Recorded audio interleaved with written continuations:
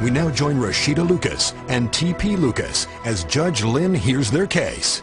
Mr. Lucas, you have brought Mrs. Lucas here to court in order to recover either your 2000 Camry that you said you upgraded or the value of the upgrades that you put in the Camry that you say she took. And I know that you're wearing sunglasses, which usually is not permitted in a courtroom, but I understand that you have an eye issue, glaucoma, and the lights are bothering you.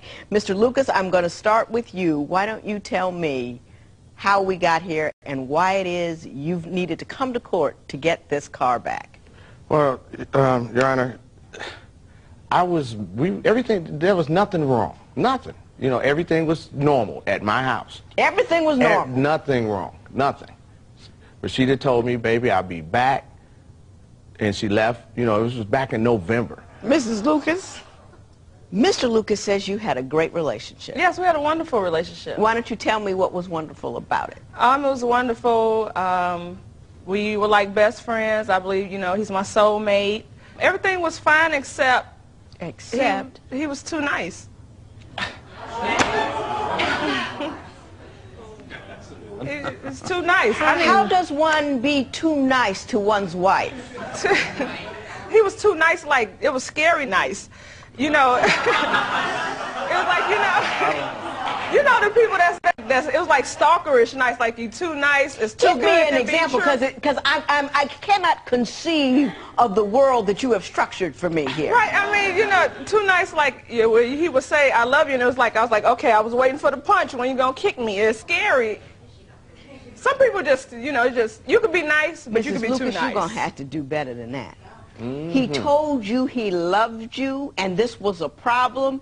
You put up your hands like, when is the punch going to come? You've been married for 5 years. Has he punched you yet? No. No, he's a wonderful man. He doesn't punch you. He's a wonderful man. Yes, I'm just not used So to that. the I love you is too much for you. It's not too much, but you don't have to tell me like twice a week.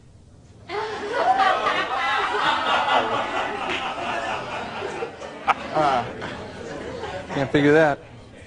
So if I found you a brother that would run around on you, call your names, and smack you upside the head, you'd be in heaven. No, he don't have to call me names or smack me, but... He can run around on you.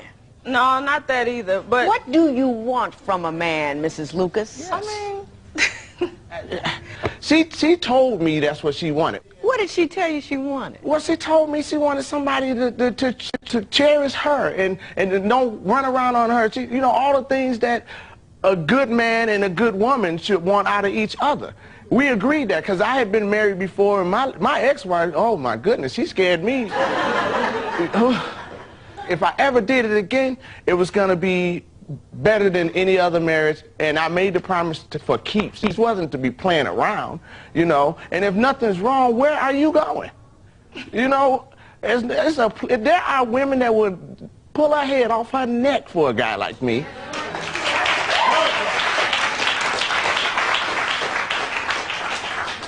I'm going to ask you one more time. He made me gain weight. Okay, how did he make you gain weight? Because, I mean, now the man can cook, brother can throw down. But he cooked full-course meals for breakfast, lunch, dinner.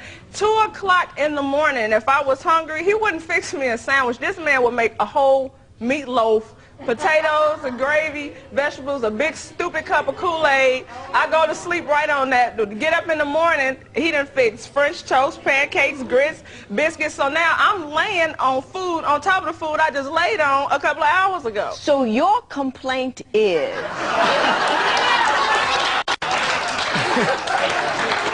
that this man cooked too often and too well, and he made me gain weight.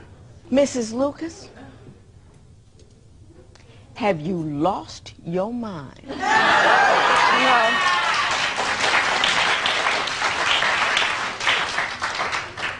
I have women coming in here whose men are leaving them because they got too heavy. You got heavy based on his...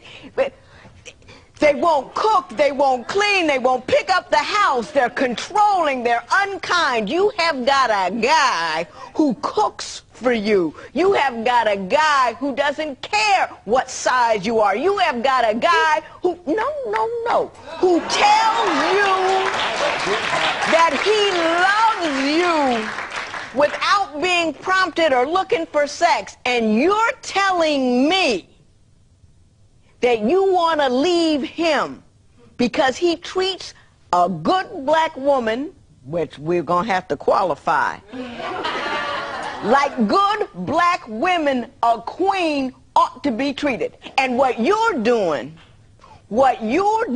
is taking I am a self-centered individual, and I don't appreciate what a man has brought to my table, so I'm going to make up some stupid reason to say what it is. It's stupid.